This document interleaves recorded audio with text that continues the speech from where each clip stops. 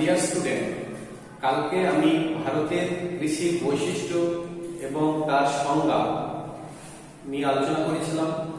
আজকে আমি ভারতের কৃষির শ্রেণীবিভাগ বা তার ফসলের শ্রেণীবিভাগ নিয়ে আলোচনা করব। তো চলো শুরু করা যাক।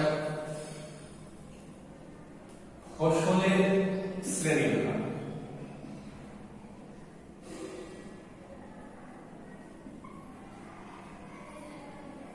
এটা মাধ্যমিক টপিকের যে শ্রেণীবিভাগটি আছে সেটা নিয়ে আলোচনা করব। অন্যান্য ক্লাসে যদি আলোচনা করা যায় একটু ভাস্ট হয়ে যাবে। তো ফসলের শ্রেণীবিভাগকে দুই ভাগে ভাগ করা যায়। একটা হচ্ছে প্রকৃতি বা ধরন অনুযায়ী,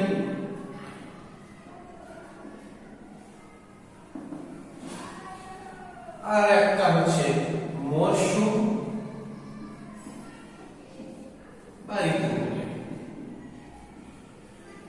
প্রকৃতি বা ধরন অনুযায়ী এই ফসলকে চার ভাগে ভাগ করা যায়। এক হচ্ছে খাদ্য ফসল,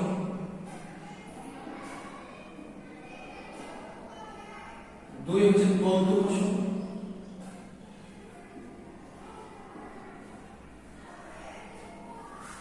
তিন হচ্ছে বাগিচা ফসল,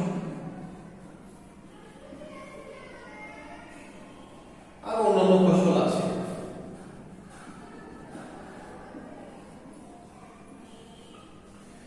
তাহলে ফার্স্ট আমরা জেনে রাখবো যে খাদ্য ফসল কাকে বলে।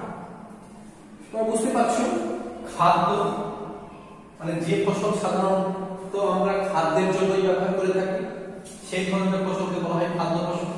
তাহলে কোন ধরনের ফসল আমরা খাদ্যের জন্য ব্যবহার করি? ধান, গম, মিলেট ইত্যাদি ফসলকে আমরা খাদ্যের জন্য সাধারণত ব্যবহার করি। তন্তু ফসল কাকে বলে? তন্তু মানে হচ্ছে আঁশ বা ছাল। তাহলে যে ফসল থেকে আমরা আঁশ বা তন্তু বা ছাল ইত্যাদি পাই সেই ধরনের ফসলকে তন্তু ফসল বলা হয়। কোন ধরনের ফসল থেকে আমরা আঁশ পেয়ে থাকি? তোমরা যদি জেনে থাকবে পাট, কার্পাস ইত্যাদি থেকে সাধারণত আমরা কি তন্তু বা আঁশ ইত্যাদি পেয়ে থাকি, বা তন্তু বা আঁশ ইত্যাদি আমরা কাজে লাগাই। এখান থেকে সাধারণত কাপড় তৈরি হয়, থলে তৈরি হয়। আর একটা হচ্ছে বাগিচা। বাগিচা ফসল কাকে বলে? বাগিচা মানে হচ্ছে বাগান। বাগিচা মানে হচ্ছে বাগান। তাহলে বড় আকারের বাগানের মাধ্যমে যে ফসল চাষ করা হয়, যদিও প্রাথমিক অবস্থায় বিদেশিদের সাহায্যে বাগিচা ফসল চাষ করা শুরু হয়েছে। কারণ বাগিচা ফসল চাষ করতে গিয়ে প্রচুর পরিমাণে মূলধনের প্রয়োজন হয়। এই মূলধনটা প্রাথমিকভাবে আমাদের দেশে বিদেশিরা, বিশেষত ইংরেজরা সাহায্য করেছিল। কোন ফসলগুলি? বাগিচা, যেমন চা, কফি, রবার, এই ধরনের যে ফসলগুলি, এই ফসলগুলোকে বাগিচা ফসল বলা হয়। এবং এটা কোথায় চাষ করা হয়? মেনলি সাধারণত ক্রান্তীয় এবং উপক্রান্তীয় জলবায়ু অঞ্চলে বিদেশি মূলধনের সাহায্যে যে চাষ করা হয়। এবং এই চাষটা মেনলি আমরা করে থাকি সাধারণত বিদেশে রপ্তানি করার উদ্দেশ্যে। বিদেশে রপ্তানি করার উদ্দেশ্যে, যেমন চা, কফি, এগুলো সাধারণত আমরা ফসল উৎপাদন করি, কিন্তু এই ফসলগুলোকে সাধারণত বিদেশে রপ্তানি করার উদ্দেশ্যে চাষ করা হয়। তো এই তিন ধরনের ফসল পেলাম। অন্যান্য ফসল বলতে আমরা শাক, সবজি, ফুল ও ফলের চাষ ইত্যাদি অন্যান্য ফসল। এই শাক, সবজি, ফুল আর ফলের এই চাষটাকে বলা হয় হর্টিকালচার। হর্টিকালচার, এই হর্টিকালচার শব্দটি এসেছে ল্যাটিন হর্টাস থেকে, অর্থাৎ যার অর্থ হচ্ছে উদ্যান। এটাও কিন্তু বাগানের মাধ্যমে চাষ করা হয়। কিভাবে হয়? এটা যদি শহরতলি এলাকা হয় এবং শহরতলির এলাকার আশেপাশে একটা গ্রামাঞ্চল আছে, সাধারণত শহরে তো এই ধরনের ফসল চাষ করা হয় না। গ্রামাঞ্চলে অর্থাৎ শহরের বেল্টে বা সারাউন্ডিং বেল্টে এই ধরনের ফসলগুলোকে চাষ করা হয়। এখানে শাকসবজি চাষ করা হয়, ফুল ফলের চাষ করা হয়, ফলের চাষ করা হয়, এবং এই ফসলকে একদম ভোর থেকে সকালবেলার মধ্যে একদম শহরতলি এলাকায় পৌঁছে যাওয়া যায়, এবং সেটা কিন্তু ট্রাকের মাধ্যমে পৌঁছে যায়, ট্রাকের মাধ্যমে পৌঁছে যায়। এই জন্য এই হর্টিকালচারের আরেকটা নাম হচ্ছে ট্রাক ফার্মিং, ট্রাক ফার্মিং। ঠিক আছে, তাহলে হর্টিকালচার কাকে বলে? যে বাজার ভিত্তিক কৃষি ব্যবস্থায় শাকসবজি, ফুল ও ফলের চাষ করা হয় তাকে হর্টিকালচার বলা হয়। অ্যাকচুয়ালি হর্টিকালচার যে শাকসবজি, ফুল ও ফল, এটা সাধারণত শহরতলির এলাকার আশেপাশে সারাউন্ডিং এলাকায়, গ্রামাঞ্চলে এই ধরনের ফসল চাষ করা হয়, এবং এই ফসলকে একদম প্রতি সকালে শহরে ট্রান্সফার করা হয় ট্রাকের মাধ্যমে। এই জন্য এটাকে ট্রাক ফার্মিং বলা হয়। এই শাকসবজি, ফুল ও ফলের চাষ বিভিন্ন নামে পরিচিত। শাকসবজির চাষকে বলা হয় অলেরিকালচার।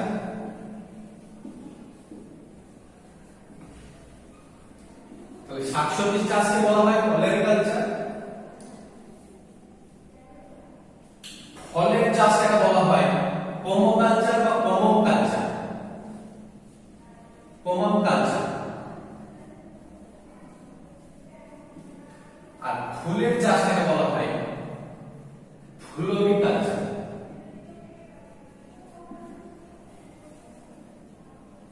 তাহলে এই তিনটি যে শাকসবজি, ফুল, ফল ইত্যাদি আমরা চাষ করি, এক একটা নাম আছে। এই ধরনের চাষকে অলেরিকালচার বলা হয়, শাকসবজির চাষকে, ফুলের চাষকে বলা হয় ফ্লোরিকালচার, আর ফলের চাষকে বলা হয় পমক কালচার। তাহলে প্রকৃতি এবং ধরন অনুযায়ী ফসলের আমরা শ্রেণী বিভাগ পেলাম। আরেকটা শ্রেণী বিভাগ আমাদের বলা হয়েছিল, সেটা হচ্ছে মরশুম বা ঋতু অনুযায়ী।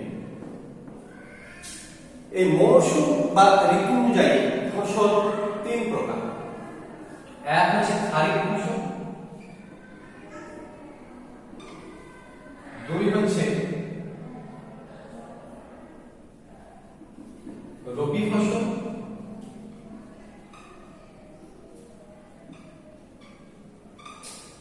এবং তিন নম্বর হচ্ছে জায়িদ ফসল।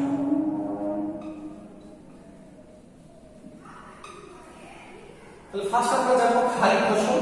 এগুলো অ্যাকচুয়ালি অ্যারাবিক ওয়ার্ড থেকে এসেছে, খারিফ। খারিফ ফসল এটা সাধারণত বর্ষাকালে চাষ করা হয়, বর্ষাকাল।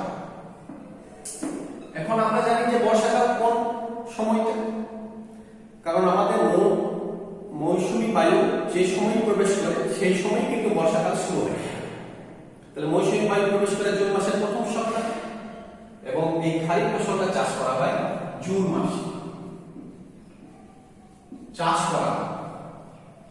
এবং প্রত্যেকটি ফসল 2 থেকে 3 মাস একটা সময় নেয়, তাহলে 2-3 মাস অন্তর কাটা হবে। তো এই ফসলটা কাটা হয়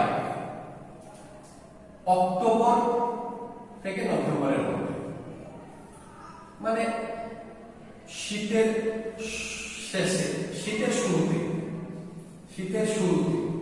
বিশেষত অটম। এই যে খারিফ যে শব্দ থেকে এসেছে তার মানে হলো অটম, অর্থাৎ শীতের শুরুতেই এটা কাটা হচ্ছে বলে এটাকে খারিফ বলা হচ্ছে।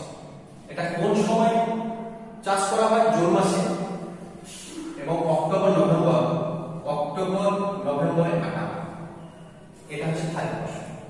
আমি পরে বলবো কোন ফসলগুলি খারিফ ফসল। রবি ফসল এটা একটা আরবিক ওয়ার্ড, রাবিয়া থেকে এসেছে, যার অর্থ হচ্ছে বসন্ত ঋতু, অর্থাৎ বসন্ত ঋতুতে এটা কিন্তু কাটা হয়।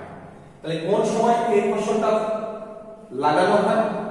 সেটা হচ্ছে অক্টোবর নভেম্বর মাসে এটা লাগানো হয়, অর্থাৎ শীতের শুরুতেই এটা লাগানো হয়, অক্টোবর। এবং কোন সময় কাটা হয়? ফেব্রুয়ারি মার্চ, অর্থাৎ অক্টোবর থেকে নভেম্বর শীতের শুরুতে এটা যদি আমি লাগাই তাহলে 2-3 মাস ধরে রাখবো, ফেব্রুয়ারি মার্চে কাটা হবে এবং এই সময়টা বসন্ত, অর্থাৎ বসন্ত ঋতুতে এটা কাটা হয় বলে এই ফসলটাকে বলা হয় রবি ফসল। জাইদ ফসল এটা হচ্ছে গ্রীষ্মকালীন একটা ফসল, অর্থাৎ তোমার ওই মার্চ মাসে লাগানো হবে এবং বর্ষার আগে উঠিয়ে নেওয়া হয়। অর্থাৎ বর্ষার আগে উঠিয়ে নেয় বলতে তোমার মার্চ, এপ্রিল, মে, জুন, এপ্রিল, জুন অর্থাৎ জুন মাসে এটাকে তুলে নেওয়া হয়, বিশেষত মে, জুন মাসে তুলে নেওয়া হয়। তাহলে 3 ধরনের যে ফসল, খারিফ ফসল এটা সাধারণত জুন মাসে রোপণ করা হয়, অক্টোবর নভেম্বর মাসে কাটা হয়, অক্টোবর নভেম্বর মাসে আবার একটা ফসলকে লাগানো হচ্ছে যেটা রবি ফসল, ফেব্রুয়ারি মার্চ বসন্ত যখন হচ্ছে তখন সেই সময় এটা কাটা হচ্ছে রবি ফসলটাকে এবং মার্চ মাসে এটাকে আবার রোপণ করা হচ্ছে জাইদ ফসল, মে জুন মাসে অর্থাৎ বর্ষার আগে তুলে দেওয়া হচ্ছে। তাহলে প্রত্যেকটি ফসল একটার সঙ্গে একটা রিলেটেড আছে, মানে খারিফ ফসল বর্ষাকাল, রবি ফসল শীতকাল এবং জাইদ ফসল এটা গ্রীষ্মকালে চাষ করা হচ্ছে, গ্রীষ্মকালে চাষ করা। এই 3 ধরনের ফসল আমরা ঋতু অনুযায়ী পেয়ে যাচ্ছি। এবং কোন ধরনের ফসলগুলো খারিফ ফসল? খারিফ ফসল হচ্ছে আমন ধান, যেটা এখন বর্ষাকালে চাষ করা হচ্ছে। রবি ফসল তোমরা দেখতে থাকবে এটা বড় ধান বলা হয় এবং জাইদ ফসল এটাকে আউশ ধান বলা হয়। তাহলে এই 3 ধরনের ধান কিন্তু 3টে মৌসুমে কিন্তু চাষ করা হয়। এর সঙ্গে আরো আছে, যেমন এটা পাট চাষ করা হয়, তুলো, ইক্ষু এই ধরনের ফসলগুলো চাষ করা হয়। বড় ধান এটা গম, বার্লি এই ধরনের ফসলগুলোকে সাধারণত রবি ফসল। জাইদ ফসল কোনগুলো? বাদাম, তরমুজ,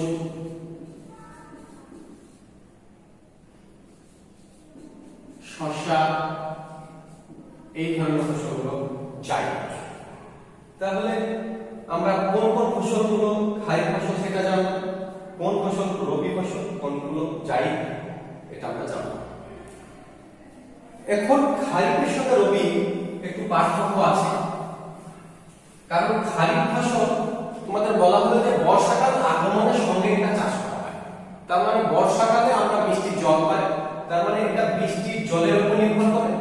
কিন্তু রবি ফসল যে সময় শীতের সময় আমাদের চাষ করা হয়, তোমরা জানো ভারতবর্ষের 2টো জায়গায় শুধুমাত্র শীতে বৃষ্টিপাত হয়, অন্যান্য জায়গায় বৃষ্টিপাত হয়।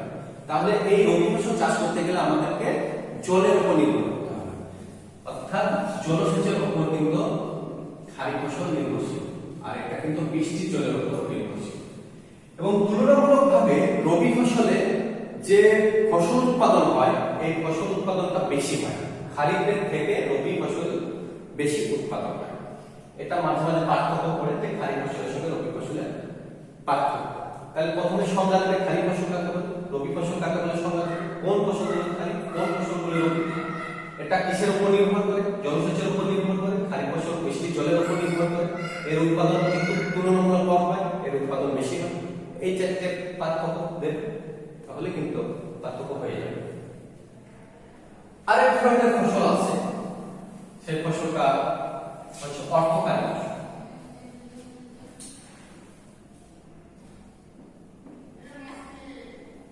অর্থকারী বা অর্থকারী ফসল সাধারণত, অর্থ মানে বুঝতে পারছো টাকা পয়সা, তাহলে যে ফসল আমরা উৎপাদন করি শুধুমাত্র অর্থের উপার্জনের জন্য সেই ফসলকে অর্থকারী ফসল বলা হয়। কোন ফসল আমরা চাষ করি অর্থের জন্য? সাধারণত আমরা ধান লাগিয়ে যা পাবো অর্থ আমাদের হবে, আমরা যদি এটাকে যদি পাট লাগানো যায় বা ইক্ষু লাগানো যায় বা তুলো লাগানো যায়, তাহলে ধানের থেকে অনেক ইনকাম অর্থাৎ অর্থ পাওয়া যায়। তাহলে যে ফসল লাগিয়ে প্রচুর অর্থ উৎপাদন হয় সেই ধরনের ফসলকে বলা হচ্ছে অর্থকারী ফসল। কোন কোন ফসলগুলো? পাট, ইক্ষু, তুলা, চাটাও অর্থকারী ফসলের মধ্যে পড়বে। যদি এটা বাগানের মাধ্যমে করা হচ্ছে বলে এটাকে বাগান ভিত্তিক কৃষিকাজ বা বাগিচা ফসল বলা হয়, যদিও এটা প্রচুর অর্থ উপার্জন হয় বলে এটাকে অর্থকারী ফসল বলা হয়। তো এটা হচ্ছে ফসলের শ্রেণীবিভাগ। নেক্সট দিন আবার দেখা হবে। আজকে ফসলের শ্রেণীবিভাগ তোমাদের আলোচনা করলাম। একটু আমার এই ভিডিওটা দেখে বইটা দেখে নিলে ক্লিয়ার হয়ে যাবে।